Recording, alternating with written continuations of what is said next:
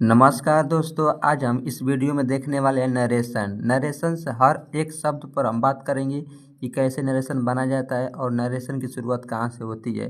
तो इस वीडियो में बने रहिएगा नरेशन समझने के लिए। दोस्त, नरेशन की हिंदी कुछ नहीं होती है। नरेशन जो शब्द होता है ये NARRATE नैरेट शब्द से बना है, जिसका अर्थ होता है वर्णन करना। और किसी भी बात को हम दो तरीकों से वर्णन कर सकते हैं, यानी किसी भी बात को हम दो तरीकों से वर्णन कर सकते हैं। पहला होता है डायरेक्ट स्पीच। पहला होता है डायरेक्ट स्पीच, दूसरे का होता है इनडायरेक्ट स्पीच।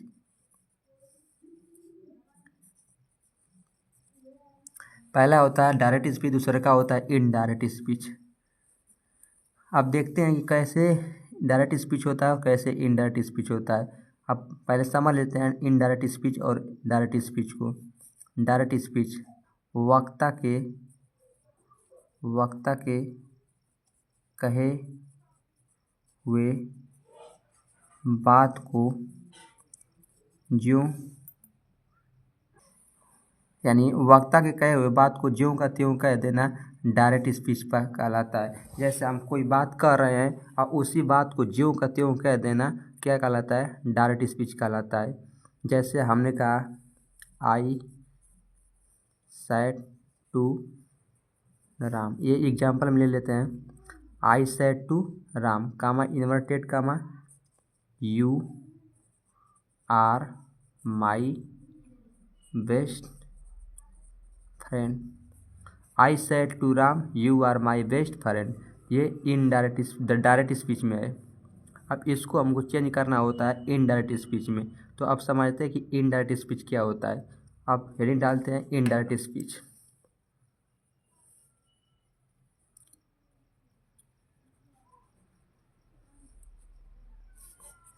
इनडायरेक्ट स्पीच क्या होता है? वक्ता के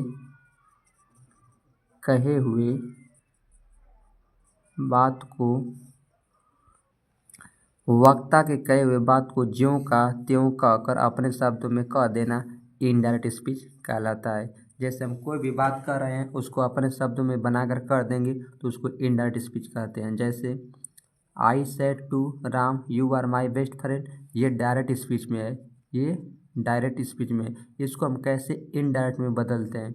जैसे आई सेड टू को हम टोल्ड में चेंज कर देंगे, टोल्ड।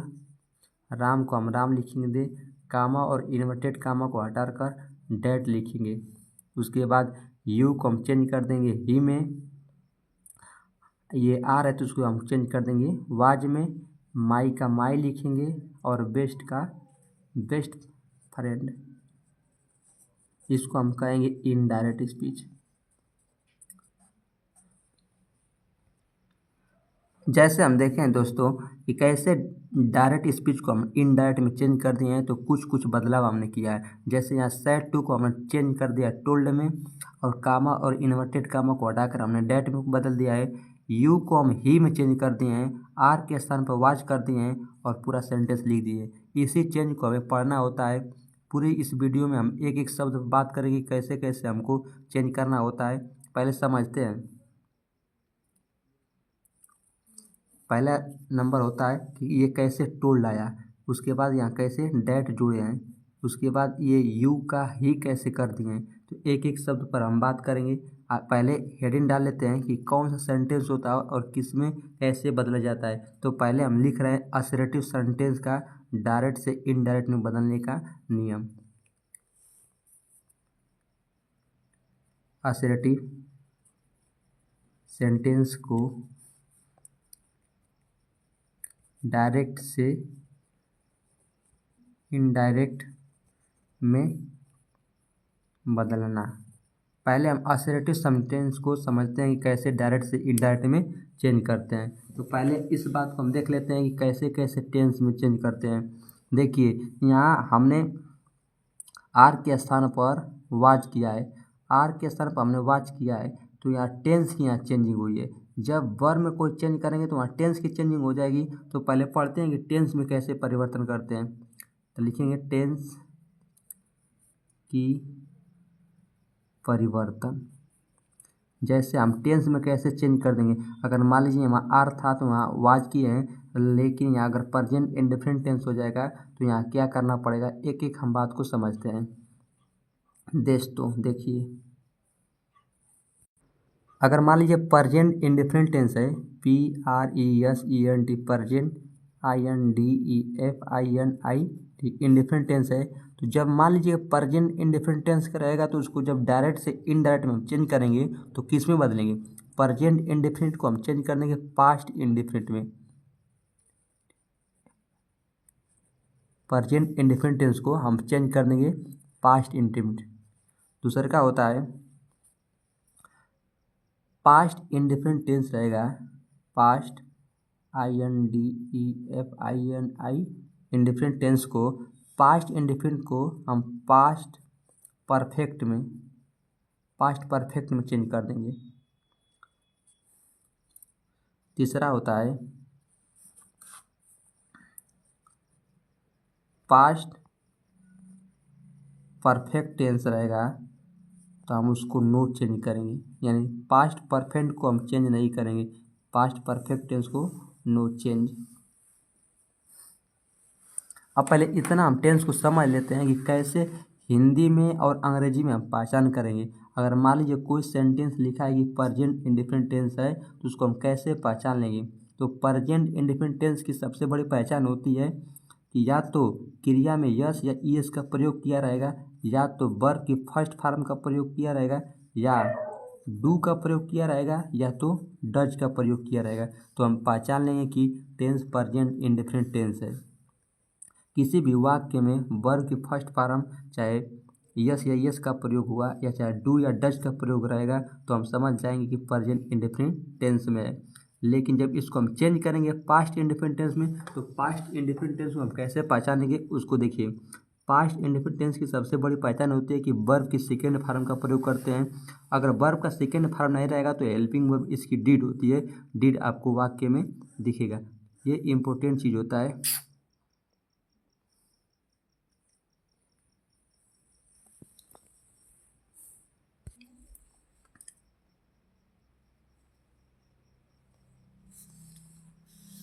अब देखते हैं कि पास्ट इंडिफरेंट टेंस को कैसे हम पास्ट परफेक्ट में चेंज करेंगे। तो पास्ट इंडिफरेंट टेंस हम बता चुके हैं कि वर्ब की सेकेंड फॉर्म रहेगा या तो इसकी हेल्पिंग वर्ब डीड होगी, तो हम पहचान लेंगे कि टेंस पास्ट इंडिफरेंट टेंस में है।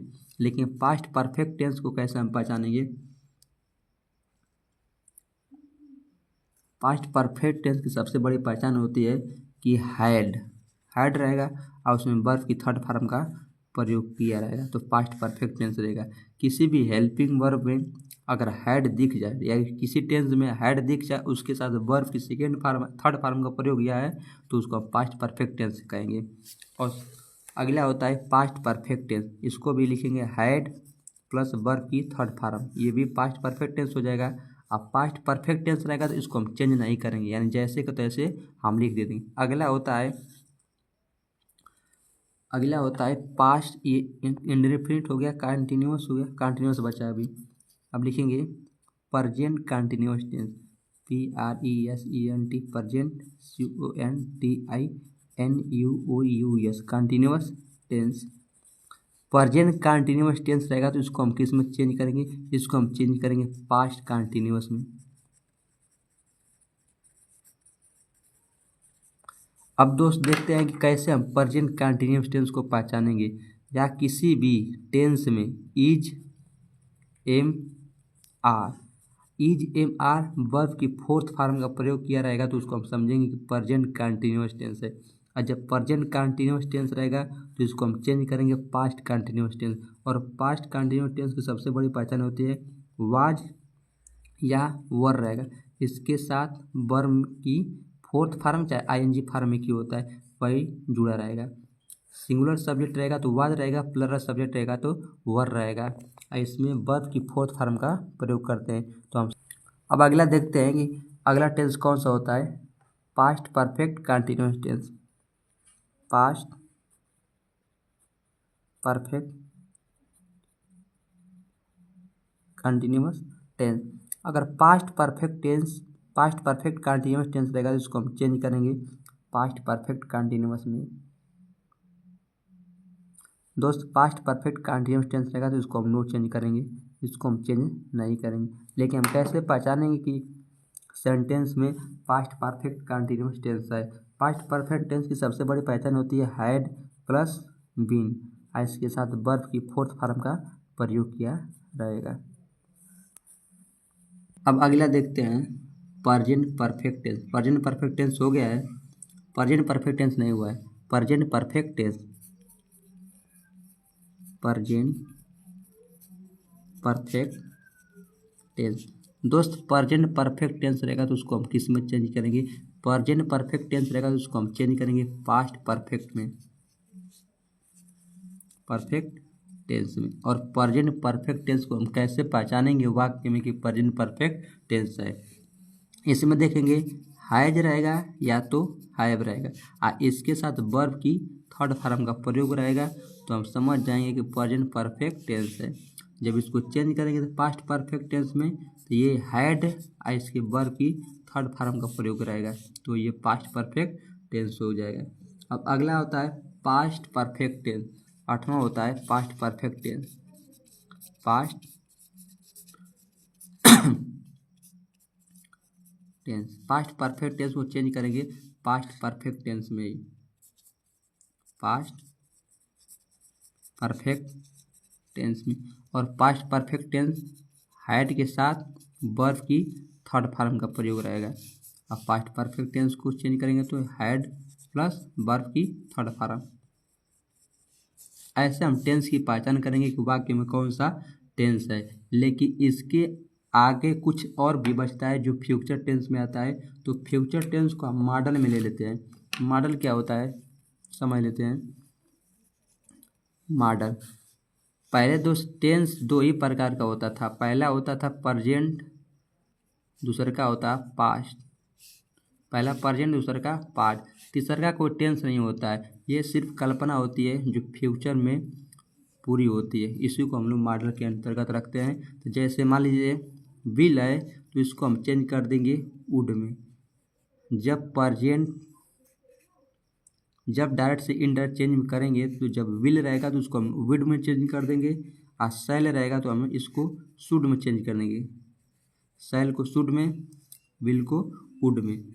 अब कैन रहेगा तो उसको हम चेंज करेंगे कुड में। मे को हम माइट में चेंज करेंगे।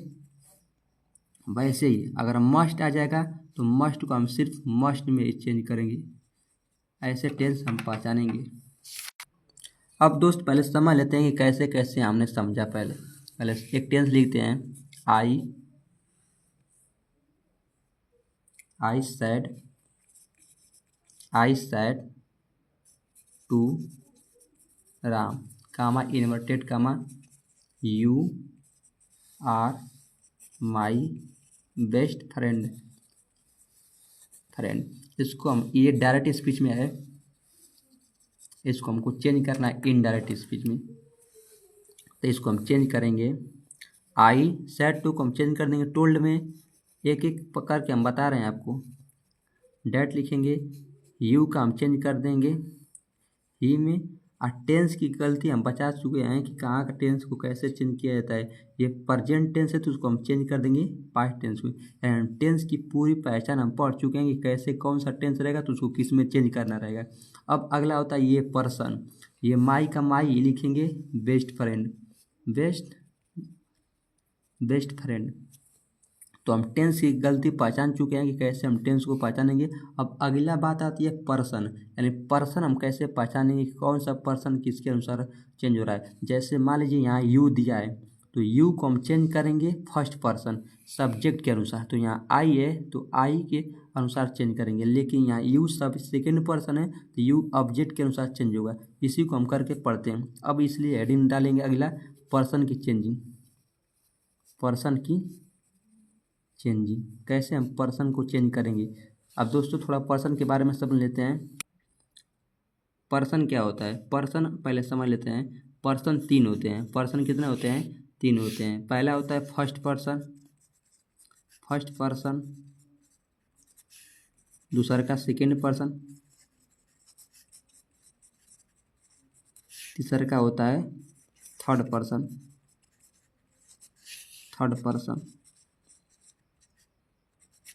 पहला फर्स्ट पर्सन होता है, दूसरा का सेकेंड पर्सन होता है, तीसरा का थर्ड पर्सन होता है। अब कैसे हम समझेंगे कौन सा पर्सन फर्स्ट पर्सन होगा? तो देख, आई और वी ये फर्स्ट पर्सन के अंतर्गत आता है।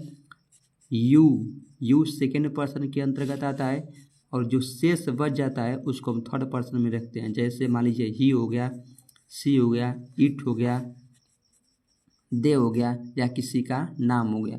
तो जितने भी नाउन शब्द आते हैं ये थर्ड पर्सन में आते हैं। जैसे मान लीजिए किसी का नाम राम है तो ये थर्ड पर्सन में आएगा। किसी का नाम मान लीजिए सीता है तो ये भी थर्ड पर्सन के नाम में आएगा। तो जितने भी नाम होते हैं थर्ड पर्सन में होते हैं। तो पहले समझते हैं कैसे कैसे एक एक समझते हैं। तो पहले समझ लेते हैं कि फर्स्ट पर्सन क्या होता है, सेकेंड पर्सन क्या होता है, थर्ड पर्सन क्या होता है। तो पहले समझते हैं कि फर्स्ट पर्सन की परिभाषा क्या बनेगी।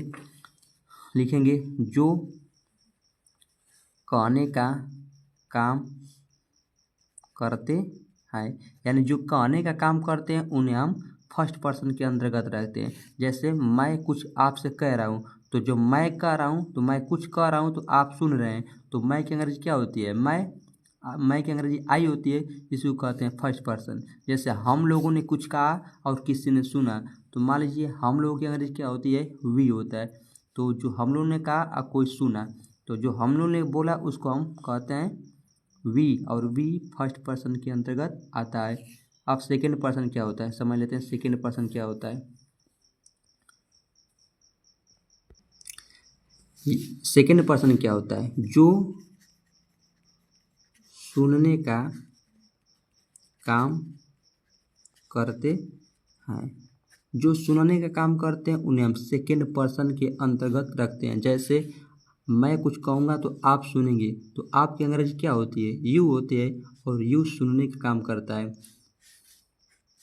अब बात आती है थर्ड पर्सन क्या होता है? जिसके बारे में कुछ कहा जाता है, जिसके बारे में कुछ कहा जाए। जैसे मैं बोलूँगा तो फर्स्ट पर्सन हो जाएगा, आप सुनेंगे तो सेकेंड पर्सन होगा। और किसी तीसरे के बारे में, जैसे मान लीजिए राम के बारे में हम बात कर रहे हैं, तो राम कौन सा पर्सन हो जाएगा? थर्ड पर्सन हो जाए। जैसे मैं बोल रहा हूँ, आप सुन रहे हैं, तो और उसके बारे में बात कर रहे हैं, तो उसके बारे की अंग्रेजी क्या होगी? ही हो जाएगी। तो ही कौन सा हो जाएगा? थर्ड पर्सन हो जाए।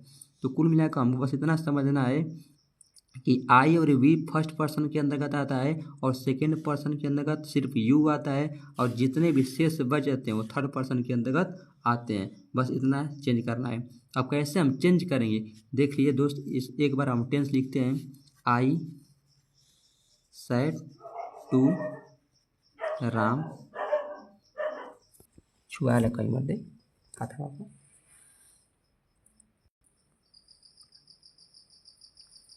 जैसे टेंस दिया हुआ है, I said to Ram you are my best friend, इसको हम चेंज करेंगे। आई सेड टू को हम चेंज कर दें टोल्ड में, राम को राम लिखेंगे, डैट लगाएंगे। अब देखिए ये यू सेकेंड पर्सन है, तो सेकेंड पर्सन किसके अनुसार चेंज करेंगे? ऑब्जेक्ट के अनुसार। इसी नियम को हमको पढ़ना होता है। जैसे यू के स्थान पर हम क्या लिखेंगे? तो राम के अनुसार ही लिखेंगे। ये टेंस की गलती हम बता चुके हैं कि वाज लिखिएगा माई बेस्ट फ्रेंड। तो अब हम समझते हैं कि कैसे पर्सन की चेंज किए करेंगे। तो देखिए दोस्त, अगर सेंटेंस में फर्स्ट पर्सन रहेगा तो सब्जेक्ट के अनुसार, फर्स्ट पर्सन सब्जेक्ट के अनुसार, फर्स्ट पर्सन सब्जेक्ट के अनुसार। अगर सेकेंड पर्सन रहेगा तो ऑब्जेक्ट के अनुसार, और थर्ड पर्सन रहेगा तो नो चेंज। यानी थर्ड पर्सन रहेगा तो उसके स्थान पर कोई चेंज नहीं करेंगे, जो रहेगा वही हम लिख देंगे।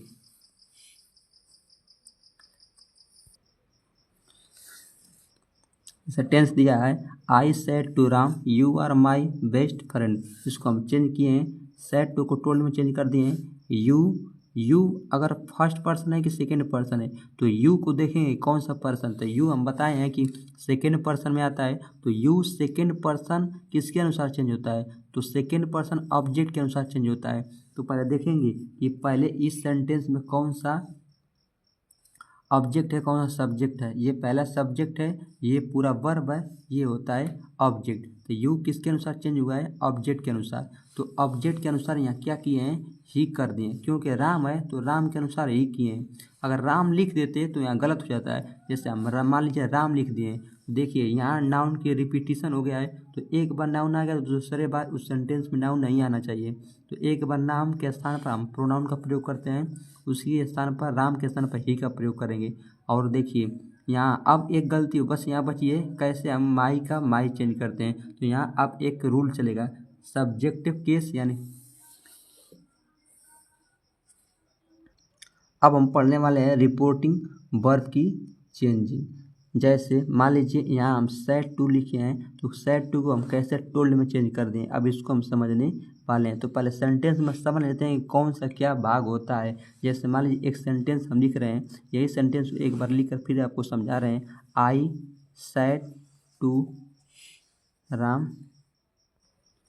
जैसे दोस्त समझ लीजिए ये कामा होता है, इसका नाम इन्वर्टेड कामा होता है। तो जो इन्वर्टेड कामा के अंदर बंद होता है, पूरे इतने भाग को हम कहते हैं reported speech, REPORTED, reported speech.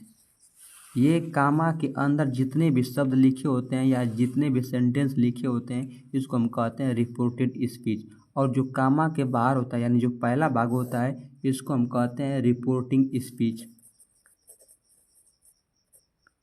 Reporting speech.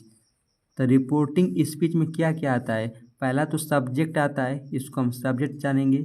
ये होता है वर्ब, ये होता है ऑब्जेक्ट। तो जो रिपोर्टिंग स्पीच के अंदर जो वर्ब आती है, इस वर्ब को हम कहते हैं रिपोर्टिंग वर्ब, रिपोर्टिंग वर्ब। यानी जो रिपोर्टेड स्पीच के अंदर जो वर्ब आती है, इसको हम कहते हैं रिपोर्टिंग वर्ब। अब पहले देखते हैं कि रिपोर्टिंग वर्ब किस टेंस में है। तो ये सैड टू है ना, तो वर्ब की सेकेंड फॉर्म का प्रयोग किया जाता है, तो ये पास्ट टेंस में है। पहले सबसे पहचान होती है कि इसको हम पहचानेंगे कि कौन सा टेंस में है, ये पास्ट टेंस में है। और जब पास्ट टेंस में दिया रहेगा तो इसका रूल कुछ और होता है। अगर मान लीजिए यहीं प्रेजेंट टेंस में रहेगा तो इसका रूल कुछ और आता है, और फ्यूचर टेंस में रहेगा तो इसका रूल कुछ और हो जाता है। तो पहले हम समझते हैं कि पास्ट इंडेफिनिट टेंस यानी पास्ट टेंस में है तो कैसे हम इसको चेंज करेंगे। थोड़ा सा दोस्त इसमें एक और रूल होता है। जैसे मान लीजिए कि हम जैसे चेंज किए कि I said to Ram you are my best friend. तो आई को आई लिखे हैं, सेड टू को टोल्ड में चेंज कर दिए हैं, राम को राम में चेंज कर देंगे। इसको हम कामा और इन्वर्टेड कामा को हटाकर हम डैट लगाए हैं। हम क्यों यहाँ पर डैट का प्रयोग किए थे, देखिए जब दो वाक्य या दो शब्द या दो सेंटेंस या दो उपवाक्यों को जोड़ने का काम कौन करता है, ये कंजंक्शन का काम करता है। और डैट एक प्रकार का कंजंक्शन है।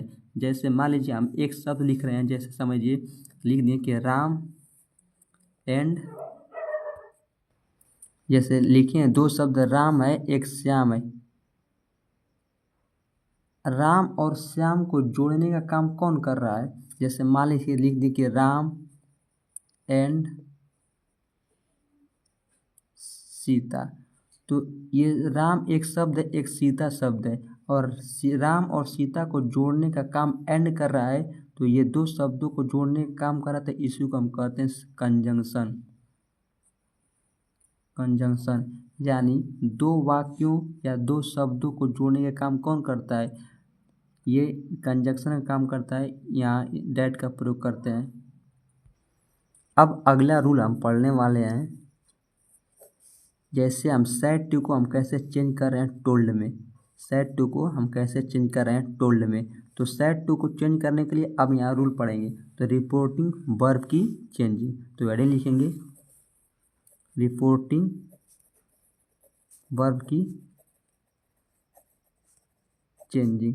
अब हम पढ़ने वाले रिपोर्टिंग वर्ब कैसे चेंजिंग करेंगे। तो देखिए अगर डायरेक्ट स्पीच में क्या रहेगा तो उसको हम इनडायरेक्ट में कैसे लिखेंगे। डायरेक्ट स्पीच में क्या रहेगा तो इनडायरेक्ट में हम कैसे चेंज करेंगे।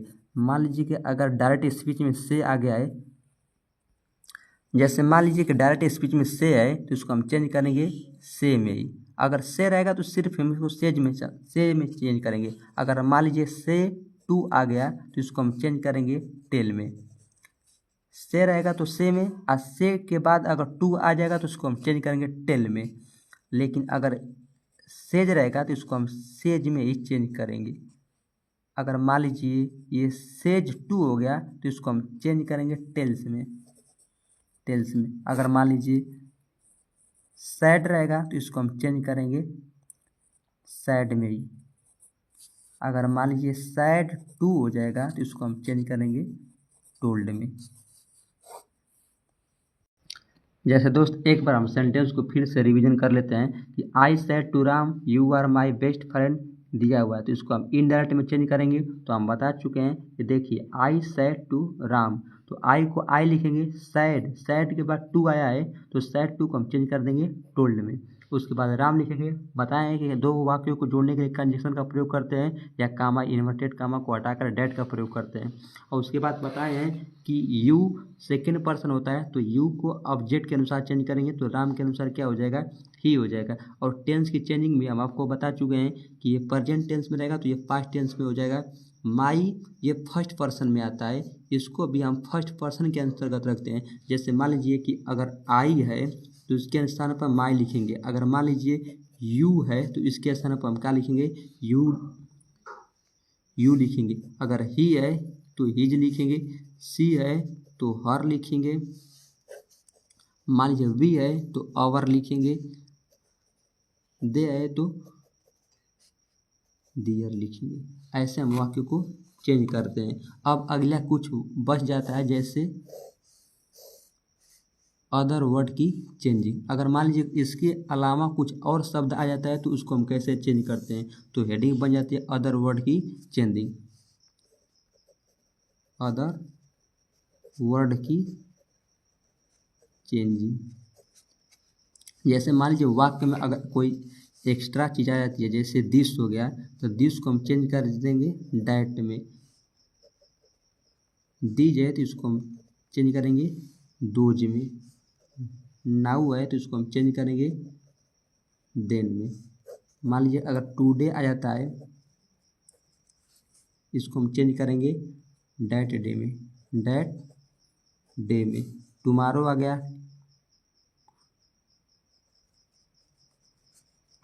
गया, तो इसको हम चेंज करेंगे the next day.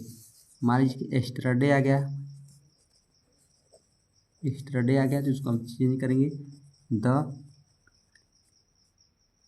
Previous day में। अगर मान लीजिए कि हियर आ गया तो उसको हम चेंज करेंगे देयर में। अगर मान लीजिए एगो आ गया, एगो को हम चेंज करेंगे बिफोर में। जैसे इसके अलावा कोई भी अगर दूसरा शब्द आ जाता है तो उसको हम कैसे चेंज करेंगे। दिस रहेगा तो इसको हम चेंज करेंगे डैट में, दिस रहेगा तो दोज में चेंज करेंगे, नाउ को देन में, टुडे को डैट डे में, टुमारो को द नेक्स्ट डे में, स्टरडे के दो प्रीवियस डे में, ईयर को देयर में। अब हम एक एक एग्जाम्पल करा के आपको दिखा रहे हैं कैसे कैसे सेंटेंस को परिवर्तन किया जाता है। जैसे दोस्त अगला एग्जाम्पल दिया हुआ है, हम अगला अब एक्सरसाइज आपको करा रहे हैं। जैसे Ram said to me I am doing this work. ये डायरेक्ट स्पीच में है, किस में है, डायरेक्ट स्पीच में है। और कैसे हम इसको इनडायरेक्ट में चेंज करेंगे, देखिए राम को हम सिर्फ राम लिखेंगे। और सैड के बाद देखिए टू आया है, अगर सैड के बाद अगर टू आया तो इसको हम चेंज करेंगे टोल्ड में। मी को हम मी लिखेंगे। बताएंगे कामा चाहे इन्वर्टेड कामा को हटा के क्या लगाएंगे, डैट लिखेंगे। उसके बाद यहाँ जब रिपोर्टिंग स्पीच के अंतर्गत आते हैं तो पहले देखते हैं ये सब्जेक्ट, और सब्जेक्ट को पहचानते हैं कि कौन सा पर्सन है। ये फर्स्ट पर्सन है तो फर्स्ट पर्सन हम आपको बताए थे किसके अनुसार चेंज होगा, सब्जेक्ट के अनुसार, फर्स्ट पर्सन सब्जेक्ट के अनुसार। तो सब्जेक्ट यहाँ पर राम है तो राम के अनुसार एक बार राम आ गया तो दोबारा राम नहीं आएगा। इसके स्थान पर एक प्रोनाउन का प्रयोग करते हैं, मान लीजिए ही रखेंगे तो ही रखेंगे। यहाँ टेंस है, एम कौन सा टेंस होता है, प्रेजेंट टेंस होता है तो इसको हम पास्ट टेंस में चेंज करेंगे। तो यहाँ ही के स्थान पर वाज हो जाएगा। यहाँ सब्जेक्ट के अनुसार लगाते हैं, अगर ही रहेगा तो वाज लगाएंगे, अगर बहुवचन रहेगा तो वर लगाएंगे। और डूइंग है तो डूइंग लिखेंगे। अब यहाँ दिस दिया है ना, अब हमें आपको बताए थे कि दिस का कौन सा चेंज हो जाएगा, दिस को डैट में चेंज कर देंगे, दिस को डैट में, डैट वर्क, ये पूरा इनडायरेक्ट स्पीच में बन चुका है। अगला क्वेश्चन है he say comma inverted comma I am a singer. तो ही को हम ही लिखेंगे, यहाँ देखेंगे से के बाद टू नहीं है तो से को सिर्फ हम सेज में ही लिखेंगे, उसके बाद डैट लगाएंगे, आई फर्स्ट पर्सन सब्जेक्ट के अनुसार, तो यहाँ ही के पास आएगा तो सब्जेक्ट का यहाँ ही है तो ही लिखेंगे। ये टेंस प्रेजेंट टेंस है तो उसको हम चेंज करेंगे पास्ट टेंस में, अ सिंगर, जितना भी बाकी चीज़ रहता है उसको हम लिख देते हैं, यही चेंज हो गया। तीसरा दिया हुआ है I Rowan said to father I want to a car. ये डायरेक्ट स्पीच में है, इसको हमको चेंज करना है इनडायरेक्ट में, तो रोवन को रोवन लिखेंगे। सेड टू दिया हुआ ना, इसको हम चेंज कर देंगे टोल्ड में, जब टू दे देगा तो आगे कोई ऑब्जेक्ट रहेगा और ऑब्जेक्ट के अनुसार इसको चेंज कर देंगे, तो टोल्ड में हो गया फादर, कामा इन्वर्टेड कामा को हटाएंगे, लगाएंगे डैट, आई फर्स्ट पर्सन है तो फर्स्ट पर्सन सब्जेक्ट के अनुसार, यानी सब्जेक्ट इसमें क्या है, रोवन है तो रोवन के अनुसार ही हो जाएगा। ये कौन सा टेंस है, ये वांट है, वांट मीन्स होता है चाहना, वांट ये प्रेजेंट इंडिफरेंट टेंस है तो प्रेजेंट इंडिफरेंट चेंज करेंगे पास्ट इंडिफरेंट में, तो वांट का वांटेड हो जाएगा टू अ कार, ये इनडायरेक्ट में हो गया। तीसरा चौथा एग्जाम्पल है, अगला दिया हुआ है he said comma inverted comma he it's mango, he का ही लिखेंगे, सैड के बाद कोई चीज़ नहीं तो उसको हम सैड में ही लिखेंगे, सैड, उसके बाद डैट लगाएंगे, ही। अब देखेंगे दोस्त यहाँ कौन सा पर्सन है, ही थर्ड पर्सन के अंतर्गत आता है तो इसको हम चेंज नहीं करेंगे, तो ही का हम ही लिखेंगे। ये कौन सा टेंस है, प्रेजेंट इंडिफरेंट टेंस है, बताए थे कि वर्ब में यस या यस का प्रयोग रहेगा तो प्रेजेंट इंडिफरेंट टेंस है, सिंगुलर सब्जेक्ट के साथ वर्ब में यस या यस का प्रयोग रहेगा तो प्रेजेंट इंडिफरेंट टेंस है, और प्रेजेंट इंडिफरेंट टेंस को हम चेंज बता चुके हैं कि पास्ट इंडिफरेंट टेंस में चेंज करेंगे। तो ईट का पास्ट इंडिफरेंट टेंस एट होता है, यानी वर्ब की V2 का प्रयोग करेंगे, वर्ब की सेकेंड फॉर्म, उसके बाद मैंगोज, ये इनडायरेक्ट में हो गया।